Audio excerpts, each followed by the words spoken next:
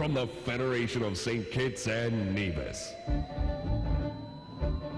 From the VON Newsline, this is the VON Major Newscast. Good evening, I am Jarvis Bonner with your VON Major News Package for today, Monday, 8th October 2018. In our lead stories nationally, SKN first independent state in ECCU to achieve milestone of 60% debt to GDP ratio, and Deputy Commissioner Brandy invested with full powers of Commissioner of Police. Regionally, shipping costs to increase next month in Antigua. Internationally, Spain court sets doctor free in stolen babies case. And in sports, Wozniacki beats Sevastova to win China Open title. We'll have the details of these and other stories after this message.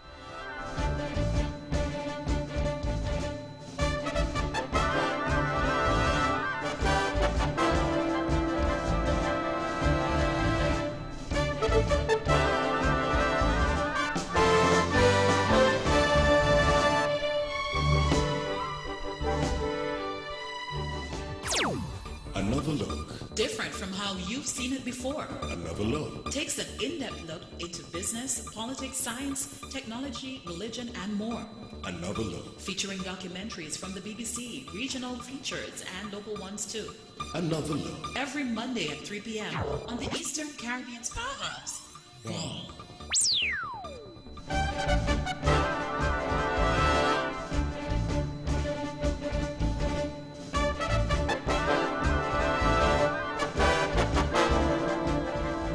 Welcome back and now on to the national news in detail. Repeat that the police force is now in the capable hands of Mr. Hilroy Brandy, effective the 1st of October 2018. Mr. Brandy will have the fullest support of the rest of the police, the government and country, as he always should, to serve and protect the people.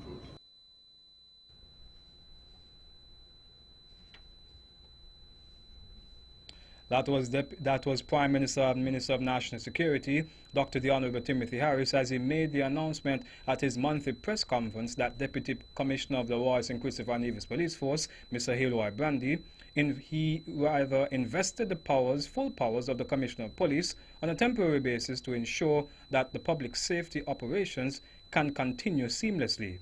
Mr. Brandy's appointment became effective in the absence of Commissioner of Police, Mr. Ian Quealy, who is currently on vacation. The Prime Minister said that the absence of the Commissioner is part of a broader program that is being implemented across the police force. He said other members of the rank and file with accumulated vacation days will be included in the program as it extends over the coming weeks and months ahead. In more national news, our debt ratio, which stood at 78% at the end of December 2014, is now in keeping with the international benchmark of 60% debt to GDP ratio. We have achieved this important milestone 12 years ahead of the OECD's target of 2030. We are, I am advised, the very first independent state in the Eastern Caribbean Currency Union to achieve this superior, indeed superlative milestone.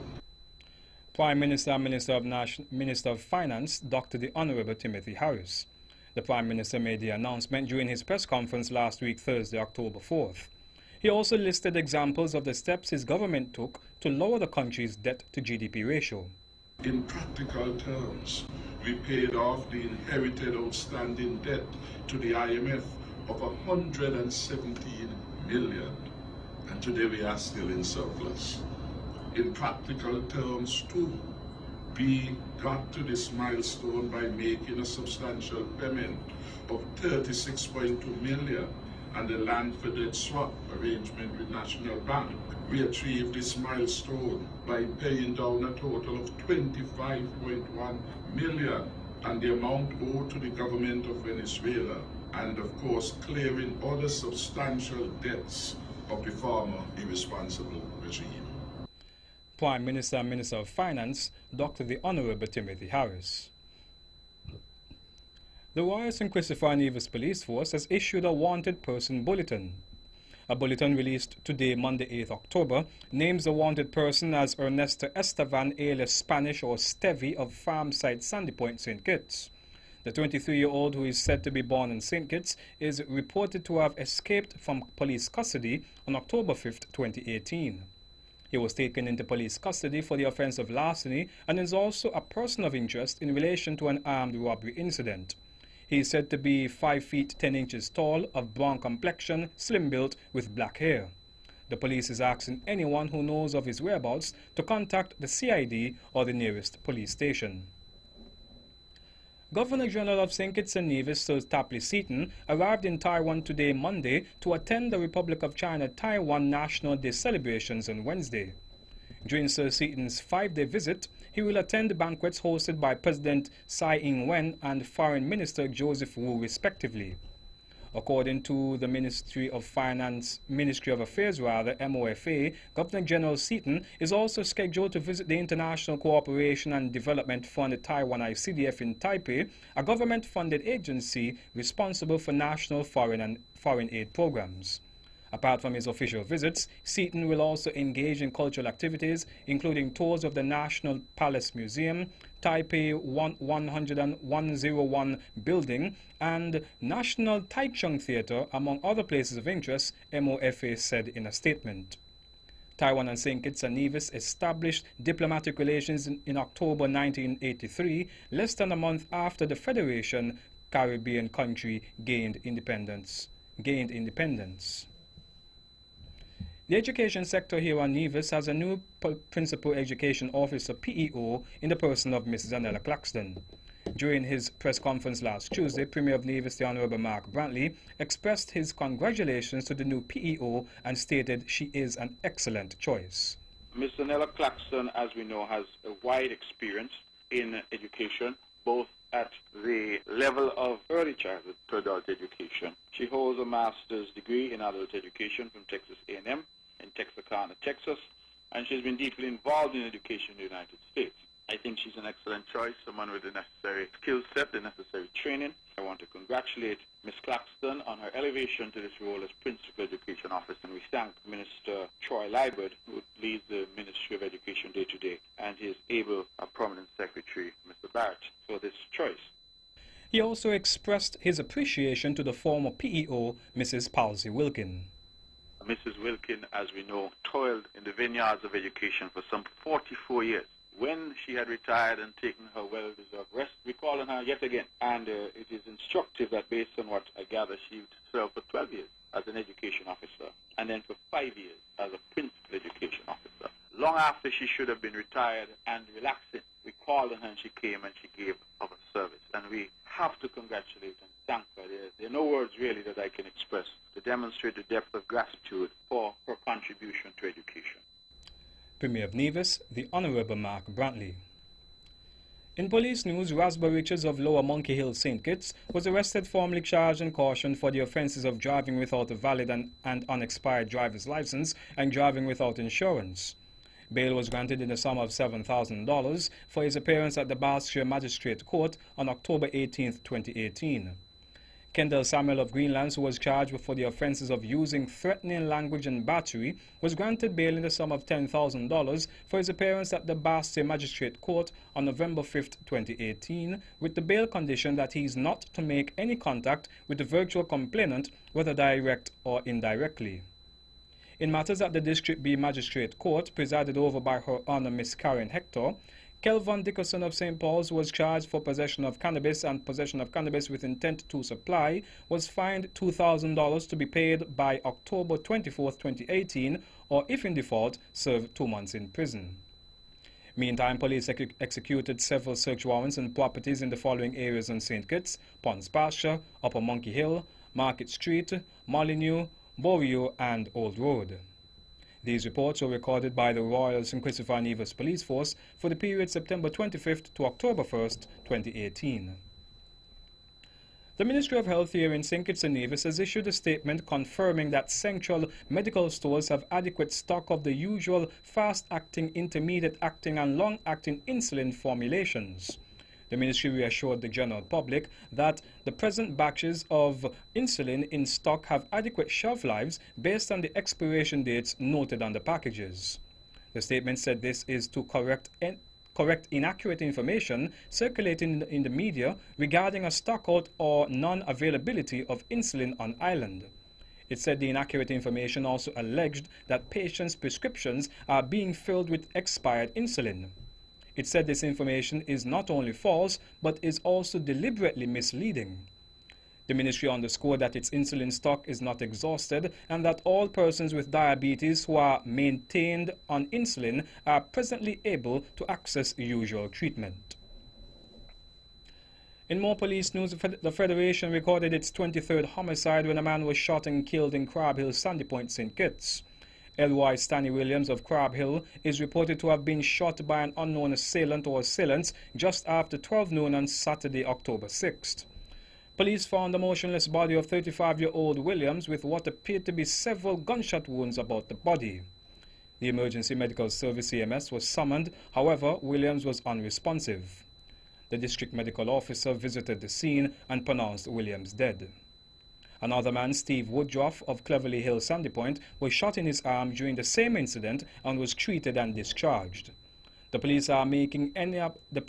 has made an appeal to anyone who might have information in relation to this incident to call the Violent Crimes Unit at 467-1887, 467-1888 or their nearest police station. Investigations into the matter are ongoing. In more police news, a man who was shot and injured during an armed robbery in Nevis is listed at the Alexandra Hospital as being in a stable condition, according to reports reaching the VON Newsline. Police received a report at about 2 a.m. on Saturday, October 6th, that someone was presented at the Alexandra Hospital with what appeared to be gunshot wounds to the face and arm.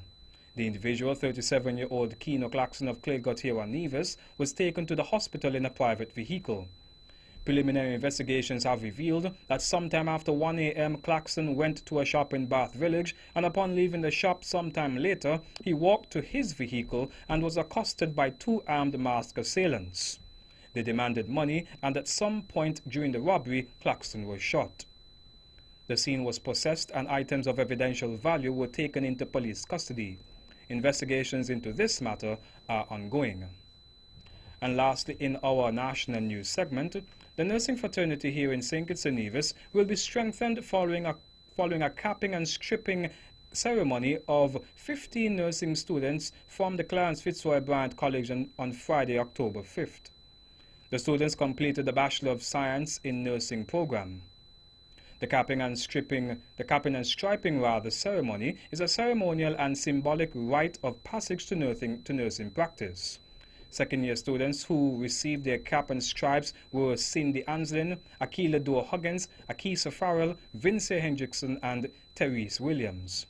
Third-year students who received their cap and stripes were Khadija Hodge, Malinda Liburd, Akisha McDonald, Amik Nisbet, Shamika Rouse, and Shakila Walters. Fourth-year students who received their cap and stripes were Amanda Delaney, Lisa Brown, Denisha James, and Joycelyn Rollins. Permanent Secretary in the Ministry of Health on St. Kitts, Mrs. Dolores Stapleton Harris, said that the ceremony was a significant one and that the theme chosen, New Horizons, New Beginnings, was also fitting as it marks the start of a new journey for the hard-working students in this very important field. The Bachelor of Science in Nursing at the CFBC is done in collaboration with University of the West Indies School of Nursing, UWISON. Two other areas of nursing done at the CFBC are the post-basic midwifery and the enrolled nursing assistant program. And that's it for our national news segment. You can visit our website at www.vonradio.com, or you can check us out on our social media page at Von Radio, on Facebook at Von Radio, and our Von Radio YouTube channel. Regional news comes up next.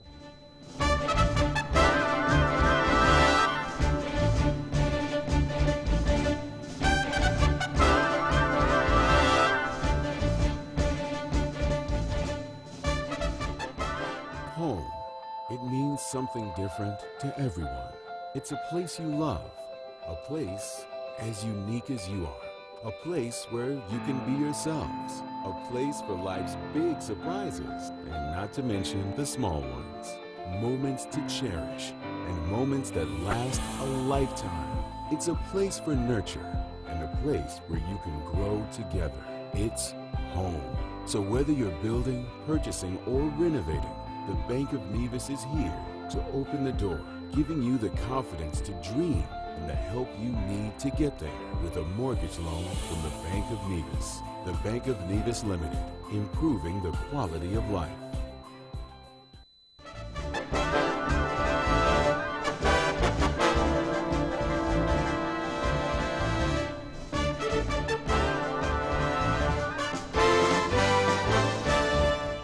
Welcome back on one to the regional news.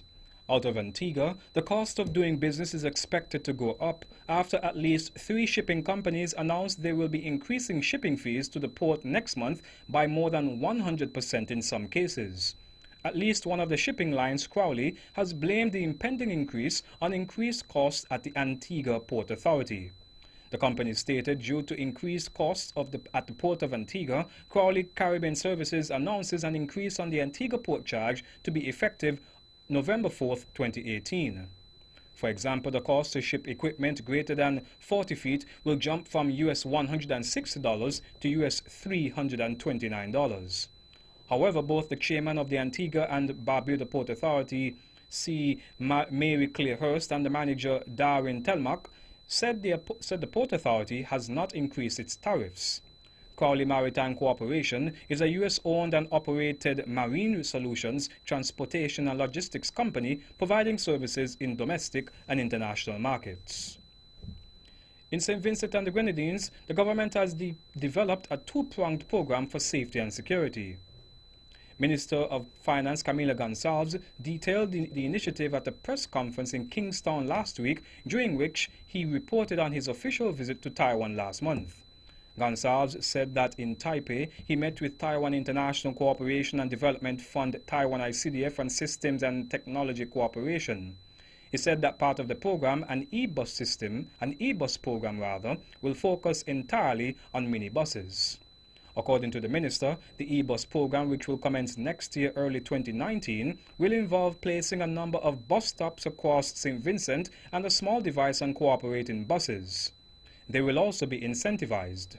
The minister said the Taiwanese company Systems and Technology Cooperation has indicated that not only would those bus stops be Wi-Fi hotspots, but they can also accommodate CCTV cameras. He said this led to a conversation about deploying CCTV security cameras around St. Vincent and the Grenadines. He said commuters would be able to go to the bus stop and see when their bus is coming. The minister said that the persons would be able to access the information via a mobile phone application. Out of Haiti, an earthquake that struck off the northern coast of Haiti late on Saturday killed at least 11 people and injured more than 100 when several buildings collapsed in the impoverished Caribbean country, officials say. The magnitude 5.9 quake was centered about 12 miles west-northwest of the coastal town of Port-de-Paix at a depth of 11.7 kilometers, the U.S. Geological Survey USGS said. Another 4 people died in and around the town of Gros Morne, further south, including a boy struck by a falling building. Saturday's quake was felt in Port-au-Prince, but initial reports on Twitter said it had not caused major damage there. And lastly, in our regional news segment, out of Jamaica, Jamaica's Prime Minister Andrew Holness has called for the liftings of embargoes against Cuba. As he delivered his statement to world leaders at the United Nations, he noted that societies function best within an inclusive global environment where no one feels left behind. In his address, Holness also noted that it is important for the UN to support the efforts of the Secretary General and his special envoy in pursuing political processes related to situations in Western Sahara, Syria, and Myanmar. And that's it for our regional news segment.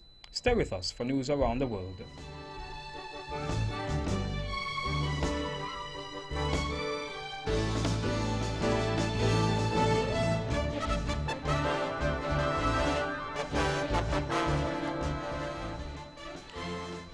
Welcome back on the one to the international news. A Madrid court has let off a former doctor over stealing newborn babies from their mothers and supplying them to infertile couples. The court found gynecologist Eduardo Vela, 85, had committed the crimes, but the charges were overruled because too much time had elapsed. He is the first person to go on trial for illegal adoptions that took place during and after the fascist dictatorship of General Franco. More in this report. It was difficult to assess the reaction of those outside court today. Mothers who believed their own children were taken from them decades ago expressed joy that Dr. Vela had been found guilty. The first time a Spanish court has acknowledged the crimes campaigners say were committed across the country for decades. But the court also ruled that such crimes can only be tried up to a decade after the child in question reaches legal majority at the age of 18. This verdict may mean that no one guilty of these crimes will ever spend time in jail. The detained Chinese head of Interpol, Meng Hongwei, is being investigated for alleged bribe-taking, Chinese authorities have announced. Mr. Meng was first reported missing in late September after traveling from Interpol HQ in France to China. The few details released so far leave little room for doubt about Meng Hongwei's fate. He has only himself to blame, reads a statement posted on a government website, adding that his bribe-taking has caused serious harm. As with all senior officials caught up in China's wide-ranging anti-corruption drive, the man may well be guilty of something. But in a justice system controlled entirely by the ruling Communist Party, there's no way of knowing how much is criminal and how much is political. A major UN report on climate change says society must enact unprecedented changes in how people live to prevent catastrophic changes to the planet. The study shows that keeping the Earth's temperature rises to 1.5 degrees is key. We have more in this report. This new study, investigating the impact of warming of 1.5 degrees, says that a half a degree is the difference between a planet that is livable and one that would be increasingly difficult for millions of people. But keeping the world below this limit will require unprecedented changes across society. It will need massive and urgent cuts in carbon dioxide, a rapid uptake of renewables, and the end of coal as a source of power.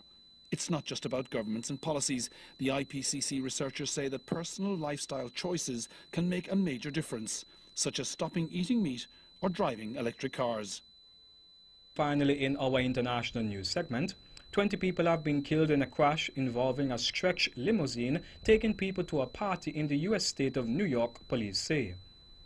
All 18 people in the limousine died along with 2 pedestrians in the incident on Saturday afternoon in the town of Shohera, police confirmed.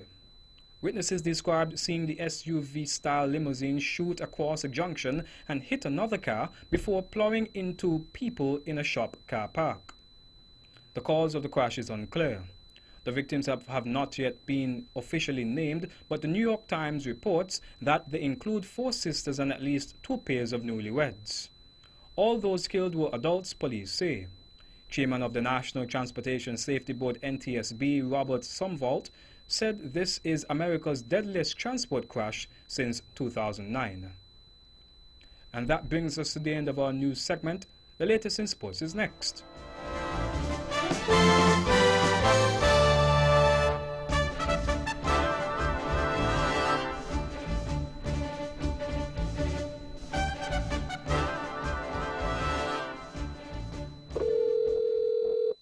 Hello? Joan, did you remember that pink is in at TDC Home and Building Depots? It's that time again? It sure is. This October, they have up to 75% off in their pink ribbon clearance sale. And don't forget, every October, TDC Home and Building Depots have free breast screenings every Saturday from 10 a.m. to 12 p.m. And you can also support their Cook for the Cure barbecue events while you're there, you know. Plus, they have Pinktober specials all month long, so we can shop early and save. So this October, think pink, think TDC Home and Building Depots? That's right. Terms and conditions apply. See stores for details.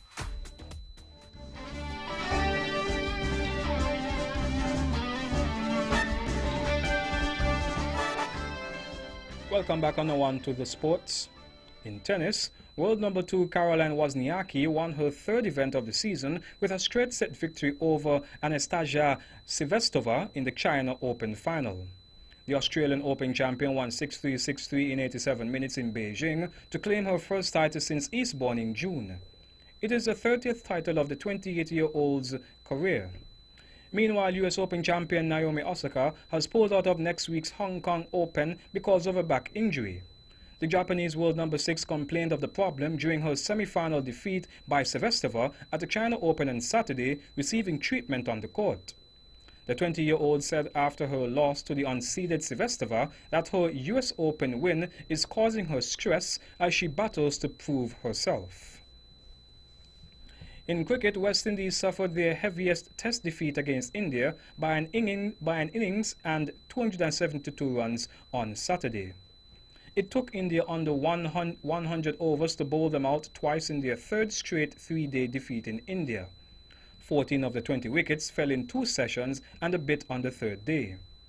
The scores were as follows: India 649 for 9 declared, Kohli 139, Shaw 134, Jadeja 100 not out, Pant 92. West Indies 181, Chase 53, Ashwin 4 for 37 and 196, Kieron Powell 83, Kuldeep 5 for 57, Jadeja 3 for 35.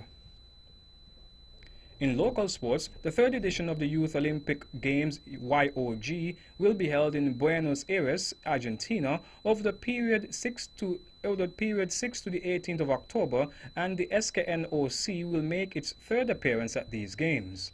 The team is being led by Chef de Mission Mrs. Jessica St. Louis Warner and the head coach of the athletics team, Mr. Timothy Morton.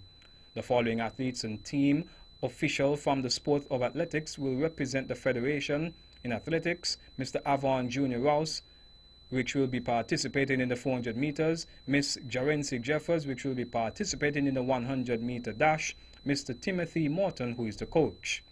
The team will be engaged in competitions on the following dates, from the 11th to the 16th of October 2018.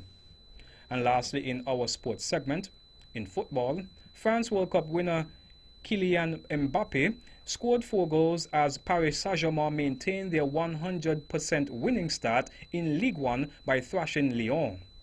Mbappe's goals came in a 13-minute second-half spell, netting his first with a low strike off the post.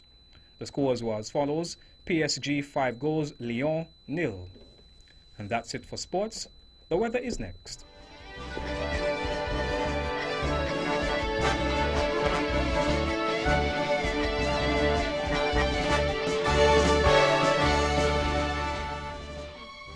Welcome back. Tonight's weather will continue to be partly cloudy with a 40% or a moderate chance of some light showers. The weather tomorrow will be partly cloudy to cloudy with a 40% or a moderate chance of showers. The winds are east-northeast at 22 to 33 kilometers per hour or 12 to 18 knots. The seas are moderate with significant wave heights of up to 1.5 meters or 5 feet. The sunrise tomorrow will be at 6 a.m. And that's how we wrap up the major news package for today, Monday, 8th October 2018. Before we go, let's take a look at the headlines once again. Nationally, St. Kitts and Nevis, first independent state in ECCU to achieve milestone of 60% debt to GDP ratio, and Deputy Commissioner Brandy invested with full powers of Commissioner of Police. Regionally, shipping costs to increase next month in Antigua. Internationally, Spain court sets doctor free in stolen babies case. And in sports, Wozniacki beats Sevastova to win China Open title. On behalf of the rest of the news team, I am Jarvis Brown wishing you a pleasant evening.